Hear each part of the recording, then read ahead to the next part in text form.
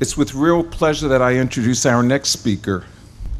Dan Hyde joined the Board of Trustees of Wesley Community Services in 2005 and became its chairman in 2006. He had already been involved with Wesley Services organizations for a number of years.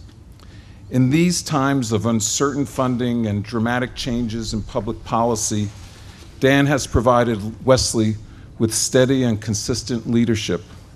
He always wants to make sure that we are providing the highest quality of care to the seniors that we serve. And he wants us to provide services that meet the unique needs of seniors, even if they are not traditionally provided by other agencies or paid for. I know Dan cares deeply about our clients and strives for Wesley to be a leader when it comes to helping seniors in need. Please welcome Dan Hyde.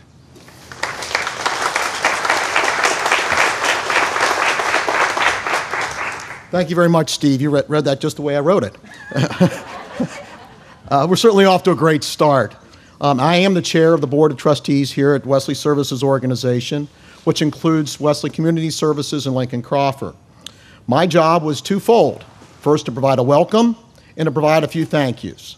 So first, I'd like to provide a heartfelt welcome to all of you, our donors, our volunteers, our friends, our trustees, former trustees, and staff. Welcome to this great event. Next, let's provide just a few thank yous. First, we'd like to thank our event committee who put this together. It was chaired by Ray Blankenship and Dick Smith. These two gentlemen are synonymous with Wesley Services Organization. They retired from the board at the end of 2009 in December. Together, they served for over 50 years for this organization. Ray was the chair of the board for a number of years, and Dick was the secretary for a number of years.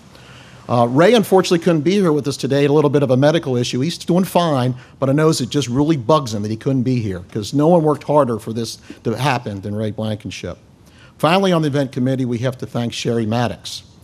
She's a member of our board of trustees, and she's the one that made sure that all the details were paid attention to help pull those all together. So thank you, Sherry. We are here certainly to dedicate this new building. It's certainly beautiful, and it's worthy of a dedication. As many of you know, before this building, we leased space on the east side of town to cook our meals.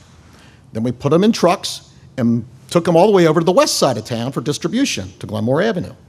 And then we had all these vehicles. We didn't have a place to store them. So from time to time, Steve would find people that would donate their lots so we could scatter our trucks and our cars at these lots. And that's the world we lived in until we found this space. So it's wonderful that we're here to celebrate this. But really what makes Wesley Services Organization important, we all know what it is, it's the people. It's the people behind it. Primarily, it's the staff.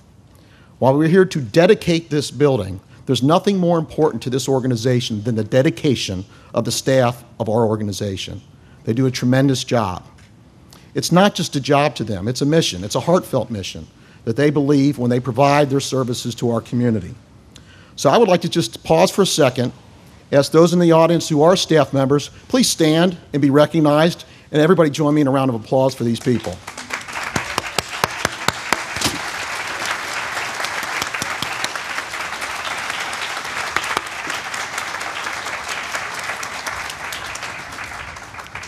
Next, I would like to extend a special thank you to our donors who've provided support to us with their time, their treasures, their talent over the years. It's been very important to our organization. In particular, we'd like to extend a thanks and acknowledgement to Mr. Carl and Edith Lindner. Anyone who took a tour before this event saw in the kitchen. They donated funds sufficient to have us dedicate the kitchen in their honor. Without their kind generosity and their support, this event would not have happened. So we thanked the Lindners. Unfortunately, they couldn't be here, but they extend their best wishes to us all. So thank you to the Lindners. In closing, it has been my distinct honor and privilege to serve as the chair of this organization just since the beginning of this calendar year. Prior to that, I was on the board of trustees, though, going back 20 years. And I know what a lot of you are thinking, holy cow, he must have been, 15 when he joined this board? I was actually a little bit older than that. I had just started my law career at Gradenhead, and one of the partners there decided, young man, you know what would be a good idea for you to do is to serve on this board. And I said, yes, sir, that's what I'll do. And it's been the great 20 years, and I thank him for giving that opportunity to me. At that time, I was newly married, had a young son who was not even a year old. And since that time's gone on, my family's changed a lot. Fortunately, I'm still married to the same woman, but my little boy now is 21 in college, and he's got two siblings, a brother who's 16 and a daughter who's 14. This organization has changed a lot over my 20 years involved as well. When I joined, it was just Wesley Hall, which was a 128-bed nursing home facility in Sedamsville. Well, as most of you know, we don't own that facility anymore, but we're a much bigger organization. We now have Lincoln Crawford in our family, which is a 100-bed nursing home facility in East Walnut Hills.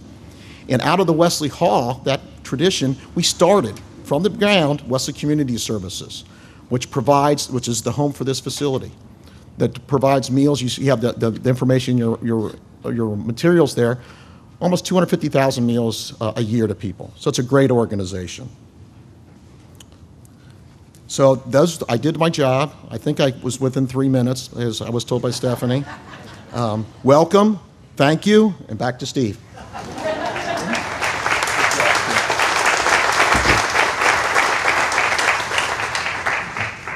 Good job, Dan.